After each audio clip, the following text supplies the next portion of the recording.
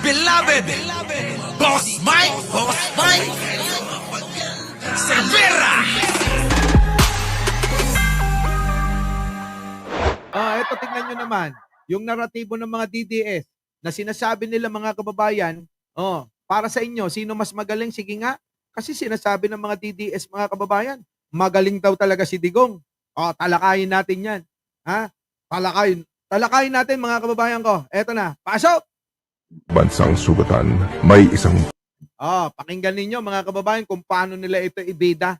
Binibida nila itong nakakulong na butot balat na. Mga kababayan na ayaw ng mabuhay. Dinadaan na lang mga kababayan sa hindi pagkain. Para nga naman mas mapadali, ano?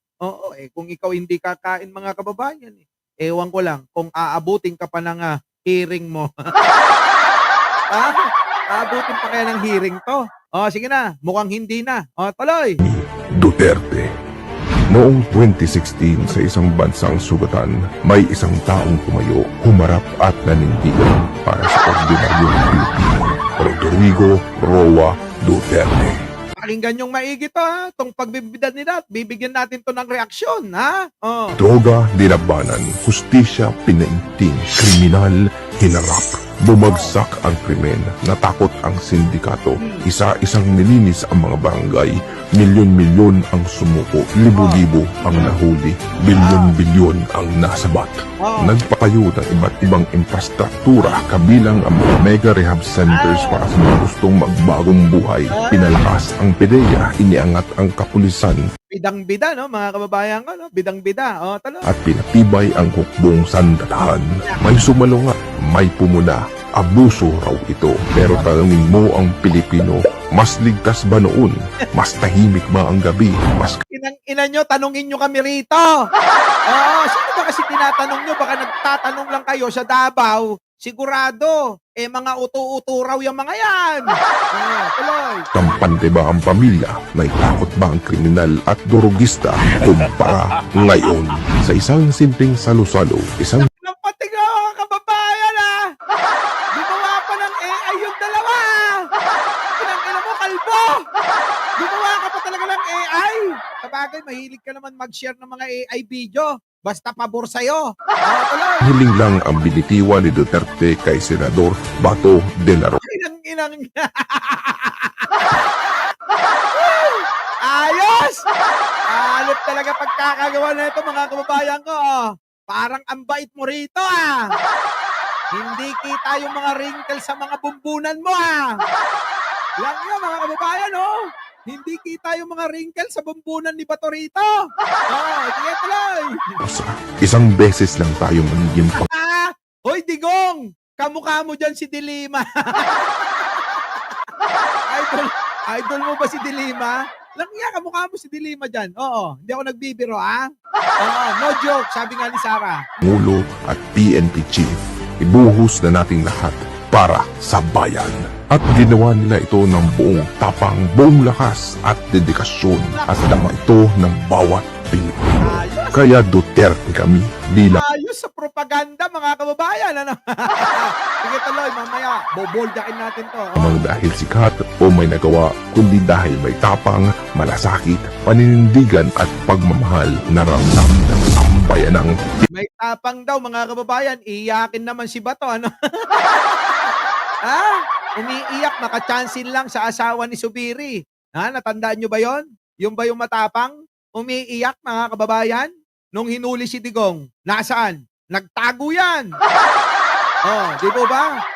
Nung nagbutuhan, mga kababayan, para mapalitan ang Senate President. Napalitan si Subiri. Aba, mga kababayan, payakap-yakap, paiyak-iyak pa sa shoulder ng asawa ni Subiri. Ano ba yun? Ano ba yun? Style ba yun? Pino. Grabe sa propaganda, mga kababayan. Eto na, bigyan natin ng reaksyon nito. Himayin nating maigi, mga kababayan ko, para maliwanagan yung mga DDS na uto-uto. Mawalang galang na po uli, mga kababayan. Pasintabi po sa inyong lahat, na mga nandito sa comment section. Bumubusi na lang po ako, bubusi na lang po ako sa inyo. Beep, beep! Yung aking mga sasabihin, opo, ay hindi po para sa inyo. Kung hindi po itong magiging reaksyon ko rito ay para sa mga bobo, tanga, na mga mangmang na DDS. Na kamukha ni Sarah. Ano po? Ni Buday. Ano po, mga kababayan? Ha? O, eto na. O, bigyan natin sabay-sabay. I-comment nyo na rin dyan yung inyong mga reaksyon, mga kababayan ko, ha? O, sige. Eto na. Duterte. Noong 2016 sa isang bansang sugatan, may isang taong tumayo, Sa isang bansang sugatan, mga kababayan, eto sasabihin ko sa inyo. Mas maigi pa nung panahon ni Pinoy na siniraan neto. Bakit kanyo, mga kababayan ko? Bakit? Mas maganda at mas maginhawa ang buhay noon. Masagana ang mga negosyo. Oo! Problema ang droga. Aminin natin ang totoo. Huwag natin ipagtatanggi kasi hindi naman tayo ipokrito. Di po ba, mga kababayan? Di tayo ipokrito. Totoo. Sa panahon ni Pinoy, problema talaga ang droga. Maraming addict. Oo, aminin nyo na.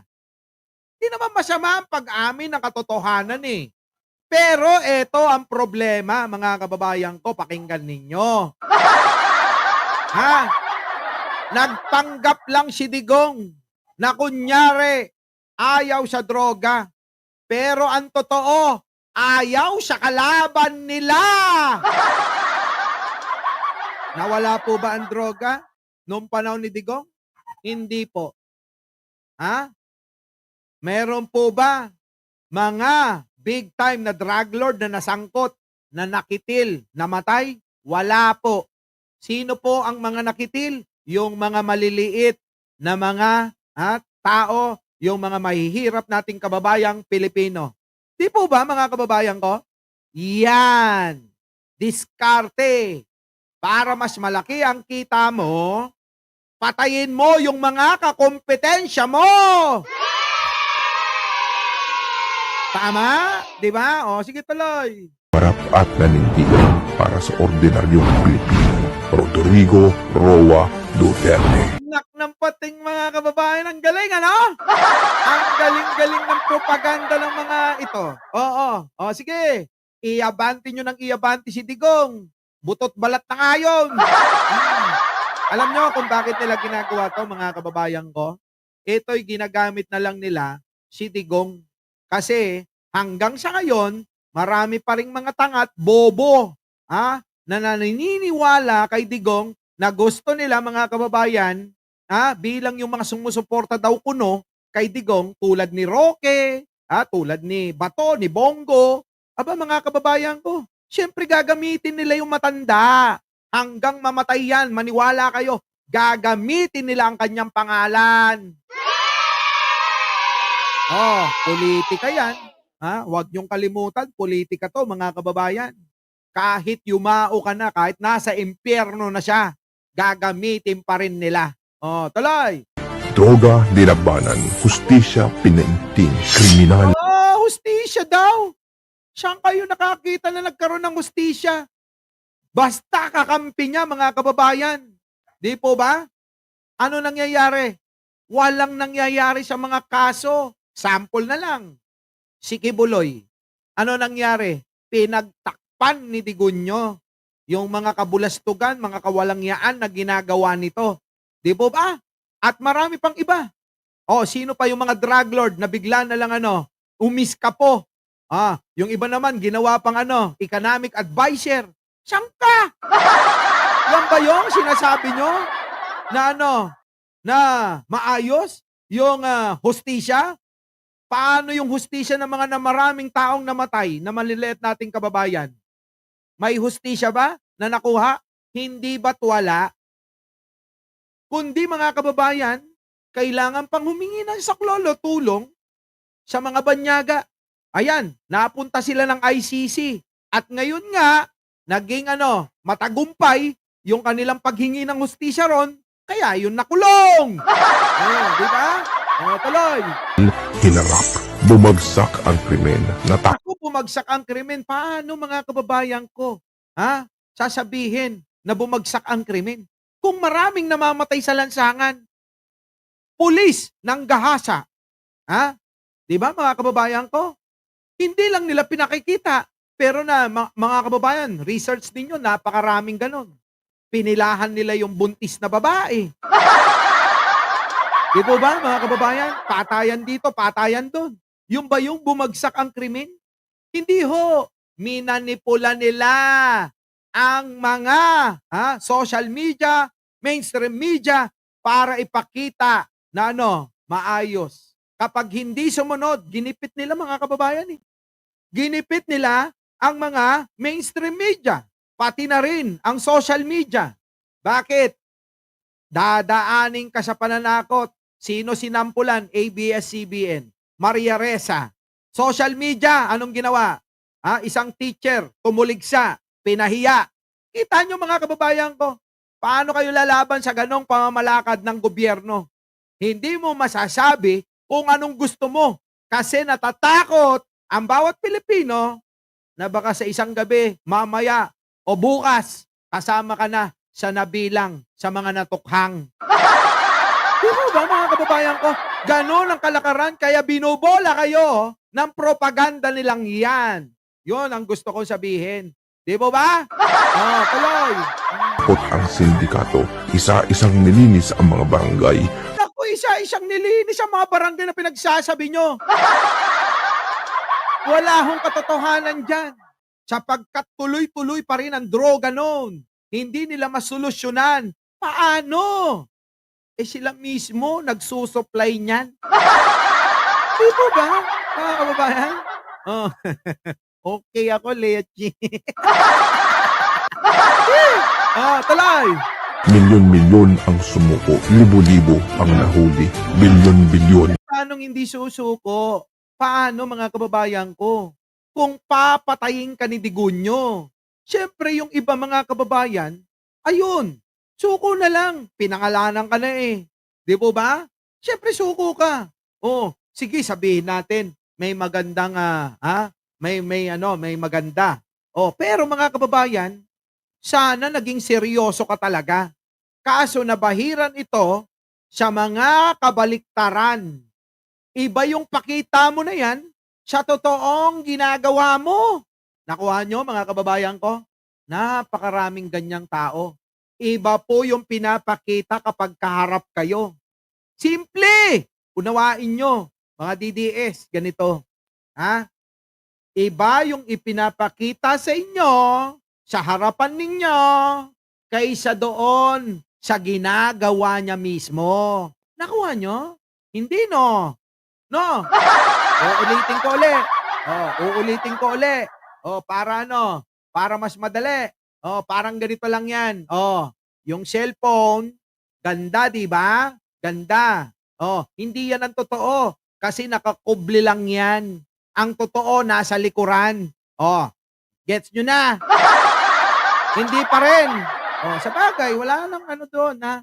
Hindi na namin questionin kung hindi nyo pa rin magets. Sige, tuloy. Ang nasabat, nagpatayo ng iba't ibang infrastruktura kabilang Nagpatayo ng infrastruktura daw. Alin? Pagmayabang nyo nga, yung boses, yung bunganga, yung salita na una pang sinabi bago magawa. Mga kababayan ko, si Pangulong Bongbong Marcos bago magsalita, ginagawa na at tapos na. Pero si Digong, hindi pa nga napipirmahan yung kontrata. Mga kababayan, pinagyayabang na. Tulad na lang mga kababayan ko. Tulad na lang, yung mga bagon na nandiyan sa Cavite. Yung para sa extension ng LRT hanggang Cavite. Anong ginawa? Hindi pa nauumpisahan yung proyekto, bumili na ng mga bagon para ipagmayabang sa inyo yun. Sikat na siya, kumita pa siya. Ganun naman yan eh. Di ba, Digong? Sikat ka na, kumita ka pa. Saan ka pa? Ganun yung mga uto-uto. Ngayon, dito naman tayo sa mga tulay na sinasabi niyong infrastruktura ko, no? Ano nangyari? Bagsak yung tulay dito, bagsak yung tulay doon, bagsak tulay diyan. Diba? Ano yun? Iilan na nga lang yung natapos sa pinagmalaki mo, wala pa sa 1/4 ng 1/4 yung pinagmalaki mo na proyekto na gagawin mo, Aba mga kababayan ko, yung 1/4 ng 1/4 na yun, mga kababayan, halos lahat yun, bumagsak eh. Oh, eto, pinagmalaki, yung mega rehabilitation. Mga kababayan, pakinggan ninyo. Oh, Nagpatayo ng iba't ibang infrastruktura kabilang ang mga mega rehab centers para sa mga gustong magbagong buhay. Pinalakas ang PDEA, iniangat yun daw mga kababayan, etong mega rehab center. Natandaan nyo po ito? Ginawa po ito yan sa Nueva Ecija. Ha? Tanong ninyo, nagamit ba? Hindi naman ho nagamit eh. Yun po ay pakitang tao lang na kunyari. Ha? Merong pagkakalagyan yung mga mga taong, mga nalulung sa droga. Oh, ang tanong, nagamit ba? Di ba natiwangwang nyo lang yan? Tiniwangwang nyo lang yan. Oh, di ba? Oh, yun. Anong nawala? Wala na ba ako? Oh, dali nga. Oh, bakit nawala? Nawala ang alin? Mga kababayan, nire-report ba ako? Siguro nire-report ako. Wait lang. Oo. Nawala ba ako? O, naghang ba ako? Wait nga. Dali. Daldal ako ng daldal din eh.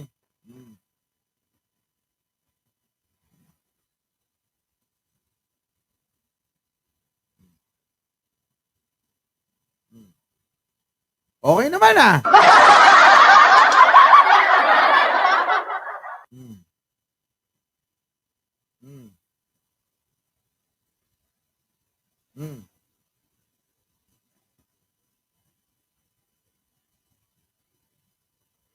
Okay naman ah. Anong nawala? Okay na. Tuloy-tuloy. Game. Tuloy na natin. Meron. Grabe kayo talaga oh. Alam mo, kayo talaga mga nagpapanggap kayo mga DDS. Alam ko, ni-report na naman tong live natin mga kababayan ko eh. Alam nyo naman to, kapag eto mga tinatalakay ko mga kababayan, talagang todo sila rito report, ayaw nilang pakinggan yung totoo. Nasasaktan sila sa katotohanan ng mga pinagsasabi natin dito. Sa totoo lang, sakit na sakit sila. Kaya todo report sila eh. Pwede po ba mga kababayan ko? Paki-like po ito. Kasi baka natatalo tayo sa report nila eh. Sige, tuloy. pinalakas ang PDEA, iniangat ang kapulisan. Naku, pinalakas daw ang PDEA, inangat daw ang kapulisan, pero baka nakalimutan nyo. Inimbak yung mga droga sa isang pawn shop sa Maynila. Sino ang sangkot, mga kababayan? Yung kanyang mga bata. Natandaan niyo po ba yon, mga kababayan ko? Ha? Yung pong nahuli sa panahon ni Pangulong Bongbong Marcos na inimbak nila. Oo. Yung ito inabutan ni Pangulo to na naka-imbak na doon. Hinahuli ng mga alagad ni Pangulong Bongbong Marcos, yung mga alagad ni Digong, na mga pulis na pinagmamalaki nila na pinalakas daw nila para mag-imbak ng maraming droga. Ilang bilyon yon, mga kababayan? Ilang bilyon? Bilyon ang halaga. Kung hindi ako nagkakamali, 6 na bilyong mahigit ang halaga nung inimbak nila. Ako, daming pera. Diba?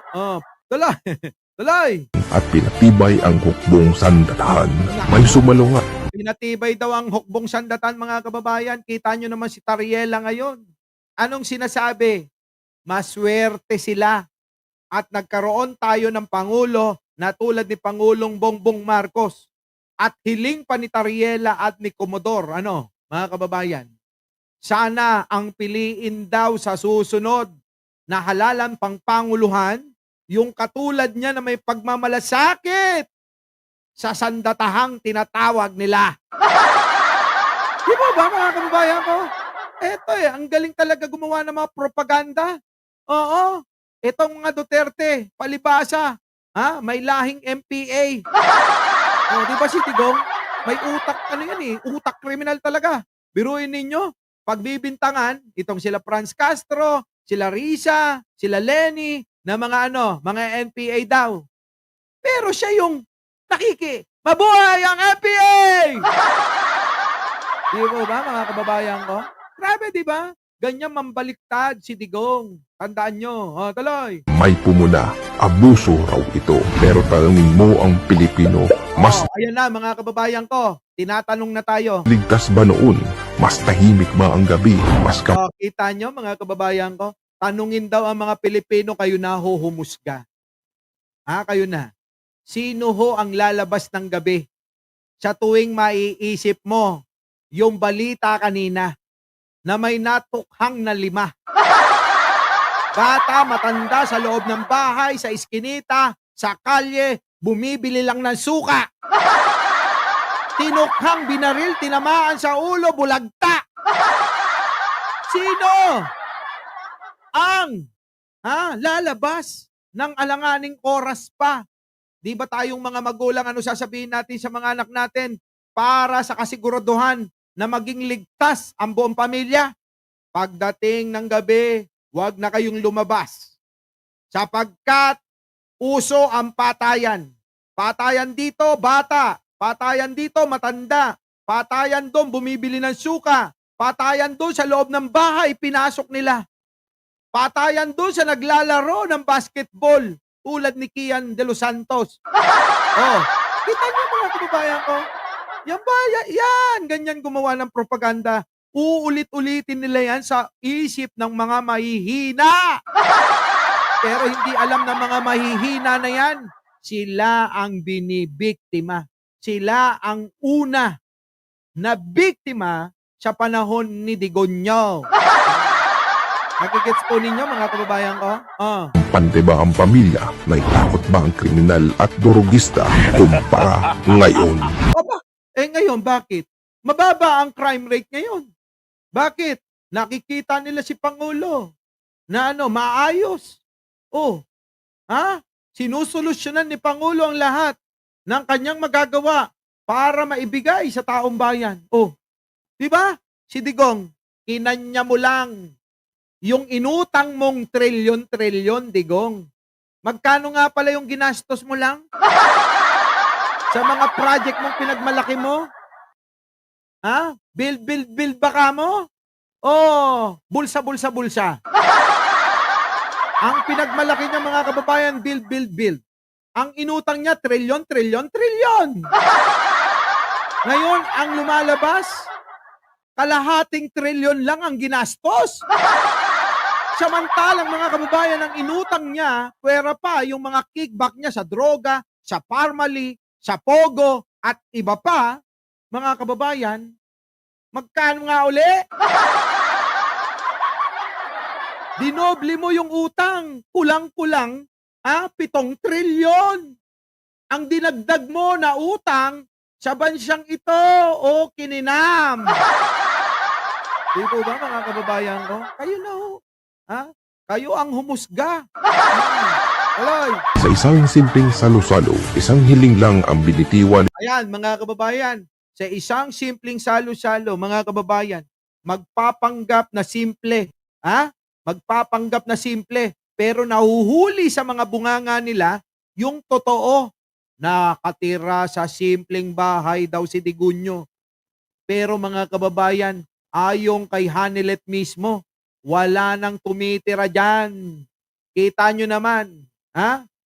Mas marami pa, mga kababayan, sa magandang bahay, yung mga kuha ni Digunyo.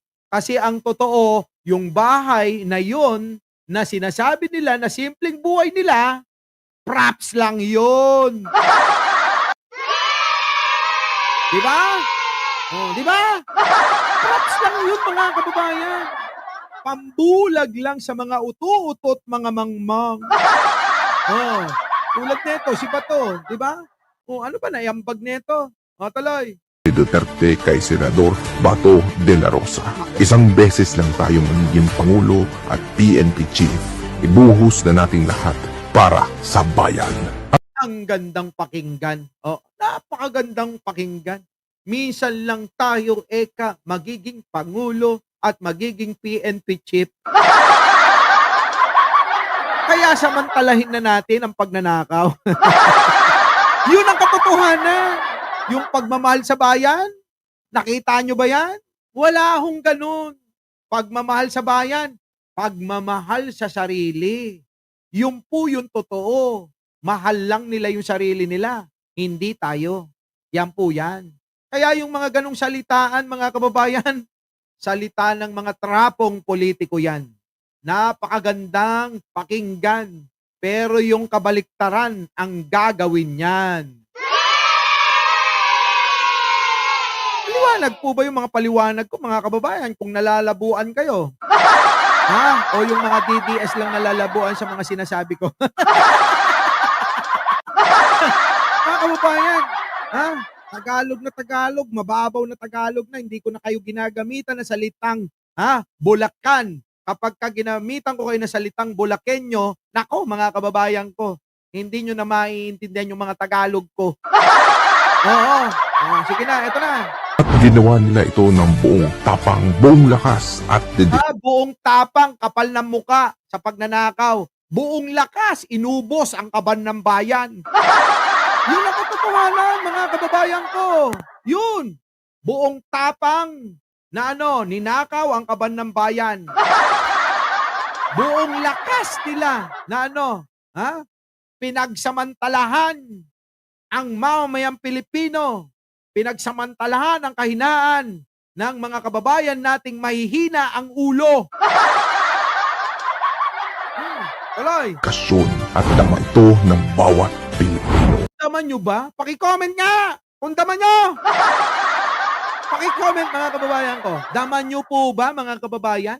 Daman nyo po yung mga ganitong pakitang tao? Paki-comment. Sa mga nakadama, oo, press 2. Sa mga hindi nakadama, press 1. Tuloy. Kaya Duterte kami. Ang pating mga pahalik-halik pa yan. Kaya Duterte kayo. Kayo lang mag-isa. Di lamang dahil sikat o may nagawa, kundi dahil may tapang, malasakit. Tak ng puta mga photo ops na yan, oh. May tapang, may malasakit. Malasakit. Malasakit ng digonyo nyo. Anong malasakit yung kung pumapatay ka ng kapwa mo Pilipino? Anong malasakit yung kung ninanakaw mo yung para sa mga Pilipino? Anong malasakit ang tawag doon? Diba? Paninindigan at pagmamahal. Paninindigan at pagmamahal daw. Uy, digong kunyari lang yan. Sa totoo lang, yung mga ganyang mga photo ops mo, diba? Pakitang tao lang, mga kababayan. Our beloved Boss Mike Cervera.